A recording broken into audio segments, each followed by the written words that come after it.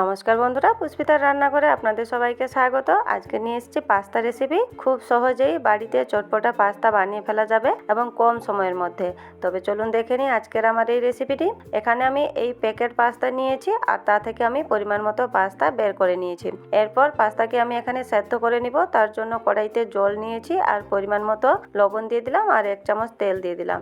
এরপর জলটা যখন এইভাবে ফুটে উঠবে তাতে যে পাস্তাটা বের করে রেখেছিলাম দিয়ে দিলাম। এরপর পাস্তাটাকে মিনিট 5 মতন সেদ্ধ করে নিব। পাস্তাটা যতক্ষণ এখানে সেদ্ধ হচ্ছে এদিকে আমি কিছু সবজি নিয়েছি আর সবজিগুলোকে এখানে কেটে নিতে হবে। তবে আপনারা আপনাদের পছন্দের সবজিগুলো নিয়ে নেবেন। এখানে আমি সমস্ত সবজি কেটে নিয়েছি আর এদিকে দেখুন আমার পাস্তাটাও সেদ্ধ হয়ে গেছে। এরপর পাস্তাগুলোকে ছেঁকে নিব। তবে ছেঁকে নিয়ে পাস্তাগুলোকে আমি ঠান্ডা জলে কিছুক্ষণের জন্য রেখে দিব, মিনিমাম 1 থেকে 2 মিনিট মতন। এর ফলে কি হবে না, পাস্তাটি ওভারকুক হবে না। এখানে আমি সমস্ত পাস্তা ছেঁকে জলের মধ্যে মিনিট 2 মতন রেখে নিচ্ছি।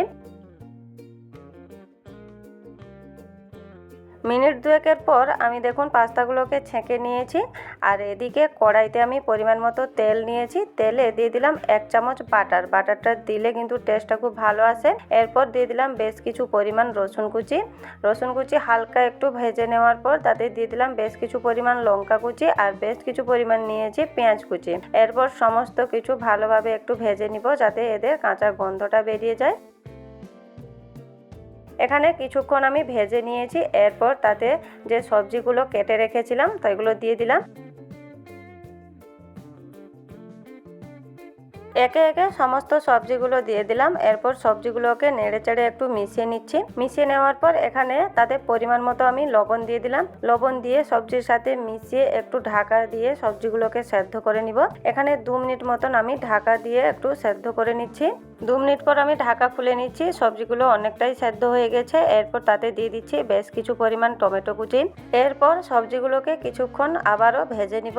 এখানে আমি সবজিগুলোকে কিছুক্ষণ ভেজে নিয়েছি। এরপর তাতে দিয়ে দিব হাফ চা চামচ নিয়েছি লঙ্কা গুঁড়া, হাফ চা চামচ নিয়েছি কালো গোলমরিচের গুঁড়া আর হাফ চা চামচ নিয়েছি জিরা গুঁড়া। তার সাথে দিয়ে দিব 2 থেকে 3 চামচের মতো টমেটো সস আর একটা নিয়েছি ম্যাগির ম্যাজিক মশলা প্যাকেট। ঘরোয়া পদ্ধতিতে বন্ধুরা যখনই পাস্তা বানাবেন এইভাবে ম্যাগির ম্যাজিক মশলা একটা প্যাকেট দিয়ে দিতে পারেন। এর ফলে কি হবে, পাস্তার টেস্টটা কিন্তু খুবই ভালো আসে, খুবই চটপটা হয়। এখানে দেখুন সমস্ত মশলা মিশিয়ে নেওয়ার পর আমি এখানে পাস্তাটা যে সেদ্ধ করে রেখেছিলাম দিয়ে দিলাম। এরপর তাতে পরিমাণ মতো আমি ওপর থেকে লবণ দিয়ে দিলাম। এরপর ভালোভাবে পাস্তার সাথে মশলাটি মিশিয়ে নিলেই ঘরোয়া পদ্ধতিতে কিন্তু পাস্তাটি রেডি হয়ে যায়। এই পাস্তাটি খেতে কিন্তু বন্ধুরা ভীষণই চটপটা হয়। আজকের এই রেসিপিটি কেমন লাগলো কমেন্ট বক্সে অবশ্যই জানাবেন। নমস্কার বন্ধুরা।